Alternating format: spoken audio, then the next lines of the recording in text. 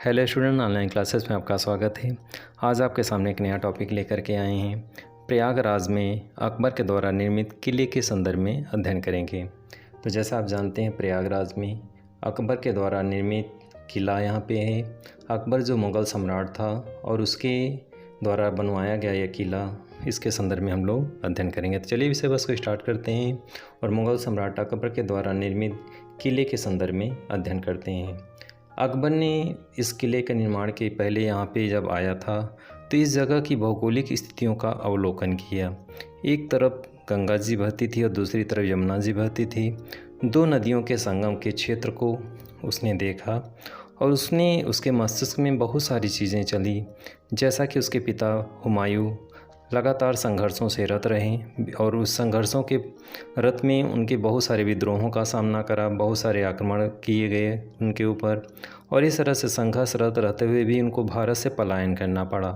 तो अकबर जो था बहुत ही संजीदगी से इस बात को समझता था कि जब तक विद्रोहों को शांत नहीं किया जाएगा, जब तक दुश्मनों को उनको कमज़ोर नहीं किया जाएगा, तब तक भारत पे शासन करना संभव नहीं है। तो इसके पहले जो उनके पिताजी लगातार संघर्षरत रहे हैं, तो उन्हीं सब बिंदुओं को ध्यान में दृष्टिगत रखते हुए यहाँ पे उन्होंने किले का निर्माण किया। हालांकि आगरे से प्रयागराज की दूरी काफ़ी है और पूर्वोत्तर भारत के जो क्षेत्र थे और इसके आसपास यहाँ पे जो राज्य हैं, यहाँ पे जो निरंतर विद्रोह होते रहे हैं, तो कई सारे पहलू हैं इस किले के निर्माण के पीछे।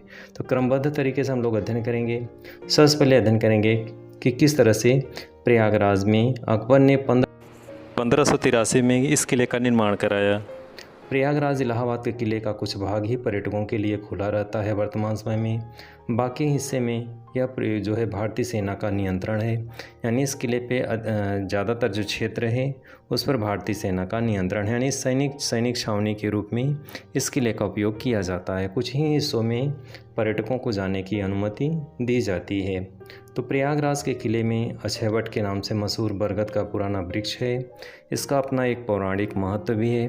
कहते हैं कि इस वृक्ष से जो लोग आत्महत्या कर लेते थे, यानी यमुना नदी में कूद जाते थे, उनको मोक्ष की प्राप्ति हो जाती थी। यहाँ का अपना एक धार्मिक और आध्यात्मिक महत्व है इस स्थल का।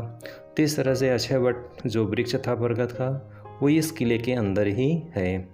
इस किले के अंदर पातालपुर मंदिर भी है, जो आंतरिक संरचना और अपने कलाकृतियों के लिए माना जाता है। यानी उसके आंतरिक भागों में इस किले के अंदर पातालपुरी मंदिर है। इसके साथ साथ इस किले में स्थापना के संदर्भ में मुग़ल सम्राट अकबर ने इस किले का निर्माण जो कराया था, तो कई उद्देश्यों के परिप्रेक्ष्य में कराया था। कहते हैं इतिहासकारों में इस किले के संदर्भ में मतभेद है। बहुत सारे इतिहासकारों की अपनी अपनी विचारधारा है, अपना अपना जो स्रोत है। समकालीन लेखक अब्दुल कादिर बदायूनी ने मुंतखब उत-तवारीख में लिखा है कि इस किले का निर्माण अकबर ने कराई थी। तो इस तरह से इस किले का निर्माण जो है 1583 में किसने कराया था? अकबर ने। इस किले का कुल क्षेत्रफल जो है 30,000 वर्ग फीट है और इसके निर्माण में कुल लागत 6,17,20,214 रुपये आई थी। किले के आंतरिक क्षेत्र के संदर्भ में हम लोग अध्ययन करेंगे। किले में एक जनानी महल है और जिसे जहांगीर महल भी कहा जाता है। किले का कुछ हिस्सा पर्यटकों के लिए खुला रहता है तथा शेष हिस्से का प्रयोग भारतीय सेना करती है। किले में 3 बड़ी गैलरी है जहां पर ऊंची मीनारें हैं और इस तरह से किले का अपना एक विशिष्ट महत्व है।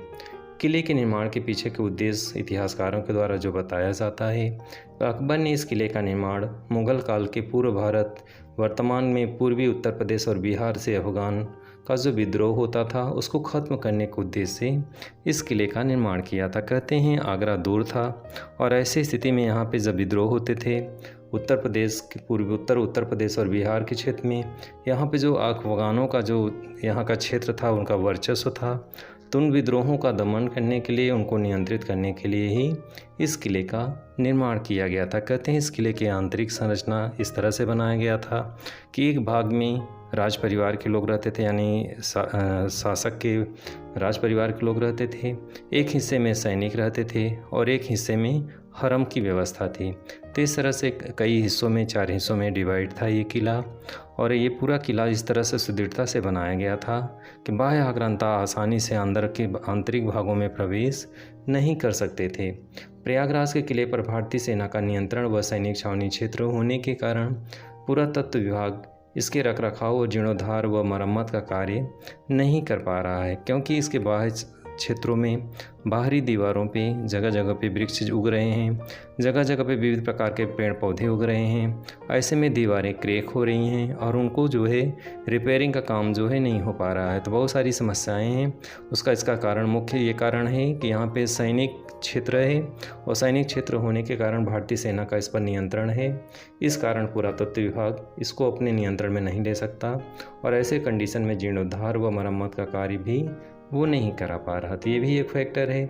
इस किले में बहुत समय तक अकबर ने जो है यहाँ पे बहुत सारे कार्य भी किए। कहते हैं इस किले के अंदर पानी व नावें बनाई जाती थी और यहाँ से जहाज़ यमुना नदी से आगे बढ़ते हुए गंगा नदी से होकर के समुद्र तक जाता था, यानी पश्चिम बंगाल तक ये जो है यहाँ से जहाज़ें जाती थी। इन जहाज़ों के माध्यम से विदेशी व्यापार भी होता था।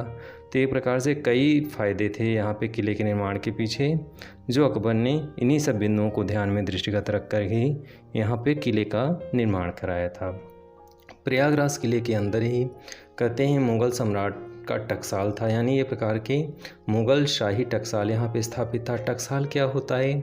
जहाँ पे सिक्के ढाले जाते हैं, यानी शाही सिक्के जो ढाले जाते हैं उसको टकसाल कहते हैं। तो यहाँ पे मुग़ल शाही टकसाल था जिसमें चांदी और तांबे के सिक्के यहाँ पे ढाले जाते थे। तो ये भी अपना एक आर्थिक महत्व भी था इस किले का, कि इस किले के अंदर यहाँ पे सिक्के ढाले जाते थे टकसाल के माध्यम से।